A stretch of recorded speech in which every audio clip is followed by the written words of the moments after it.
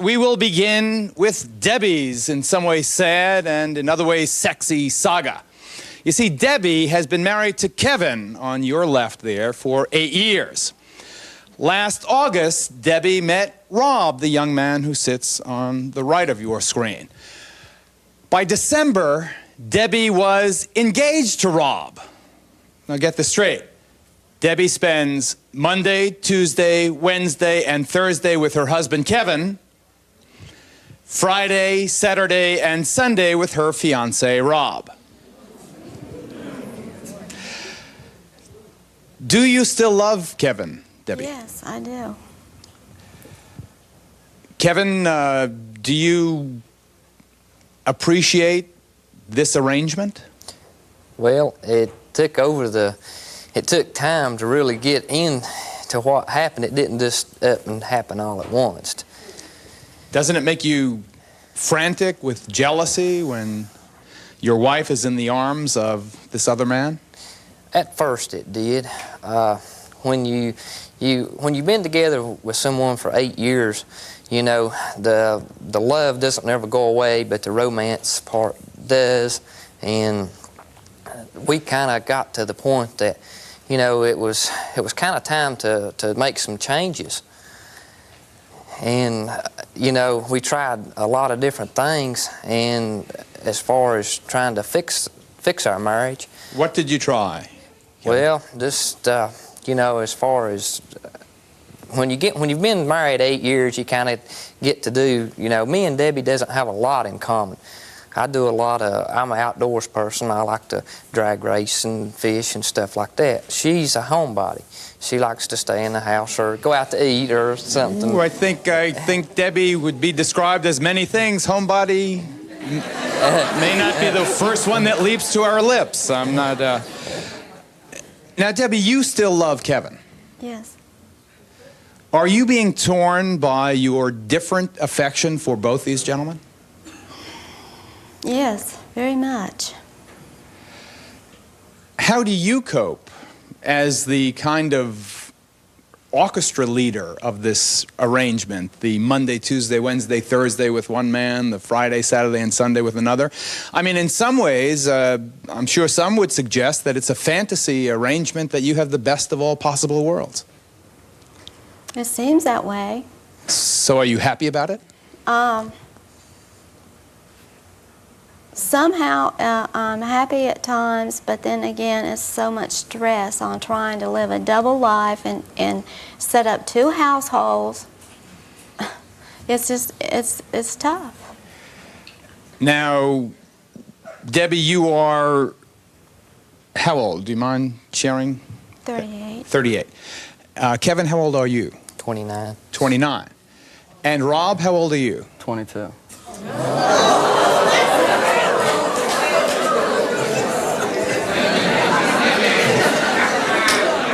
Come here.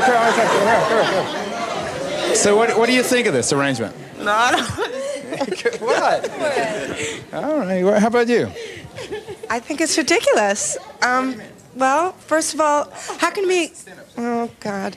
How can you be engaged to someone you're already married to someone else? I mean, that's bordering on bigamy.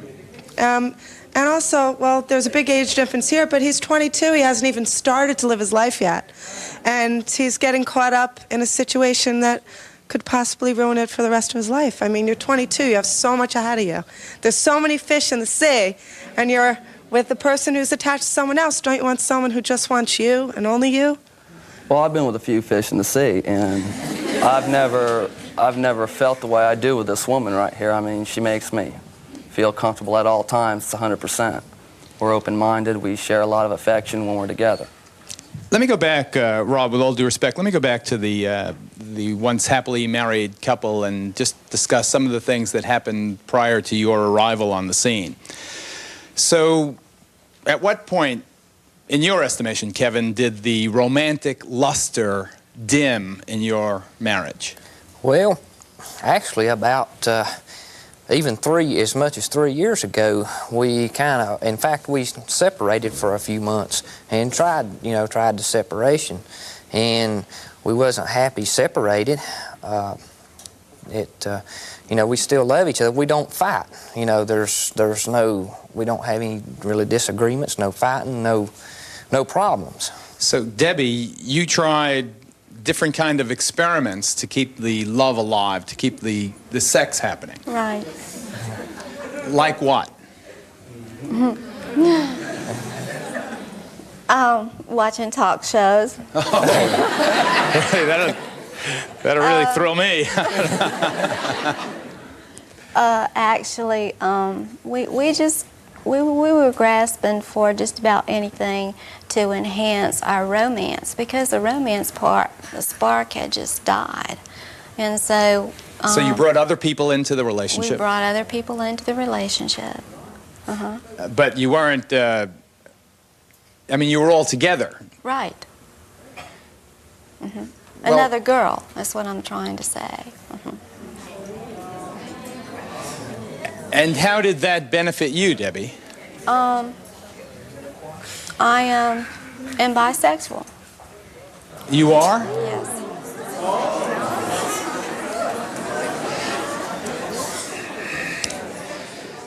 You know that term from Alice in Wonderland, curiouser and curiouser. And so, Kevin, you could not have objected too strenuously to that attempt at innovation? No, it was... suggested it, actually, and then I actually got to thinking about it, and I thought, yes. And who arranged it, Kevin or you, Debbie? I think it came mutual through a friend. Oh, so you recruited somebody? What, did you go to the mall? No, I mean, how does this work? A friend. And that didn't work? That wasn't hot enough no, for you? it was great. It was great, but you see, when you live in like a small community, there's no places to go to meet people. It was just something that was a very first time for us. We tried it. You know, it was great, but there's nowhere, you don't want to advertise it or anything. Right. Now, prior to Rob's arrival on the scene, you had other affairs. Sure. Now, these were without Kevin's knowledge or consent. Some of them were without, and then after we agreed to do an open marriage, then Kevin knew about them. Okay, now, Rob, why don't you tell us how you and Debbie met? Well, I went out of town to Galax, Virginia, and I went to a nightclub one night, and I met Debbie there. And we talked a little bit. She asked me out, and... Let me ask you two quick questions, if I may. Did you know in the nightclub that Debbie was married? No. Did she have a wedding ring on? No. Did you know that Debbie was 16 years older than you? No. She told me she was 28. Okay. So what happened after Debbie asked you out? Well, I accepted. We talked a while, and we left. And we met 2 days later at the same nightclub, went out, and through a couple, 3 days together, just constantly, I fell in love with her, and I told her. How'd you say it? Well, I took her to some mountains, a beautiful scenic view. And I took her down this little path, and I stood in front of her. I told her it was going to be difficult for us to see each other, and that I loved her. I was falling in love with her. And Debbie, what'd you say? I told him that I loved him too. At what point in the conversation did you bring up the fact that you had a husband at home? Well, what I told him when we met, that I was separated, but to explain mine and Kevin's arrangement of living in the same house and explain separated, you didn't think he'd buy it? He wouldn't buy it. You didn't think he was quite old enough to quite grasp the concept yet? No. So here you are, or here Debbie is. Let's put ourselves in Debbie's shoes, or at least let's look at Debbie's dancing shoes. Take that shot again, John. I like that. Who gave you the ankle bracelet? I bought it. Oh, okay. That clears that up. So here's Debbie. She's married to Kevin. Still loves Kevin in many ways. Kevin adores Debbie. The intimacy, the passion in their relationship has faded. But it has not faded to the extent that Debbie wants to leave Kevin. In fact, she's tried, she's been separated, but could not stay away. So she continues to live under the same roof with her husband.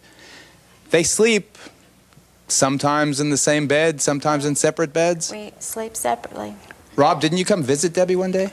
Yeah, the second day after she told me, I came. I made a surprise visit just to see what the living circumstances were. And how was your feeling? What was your reaction when you saw that Kevin and Debbie were husband and wife? It blew me away because at first, for 7 months, she had me believing she was living with her mom. Uh-huh.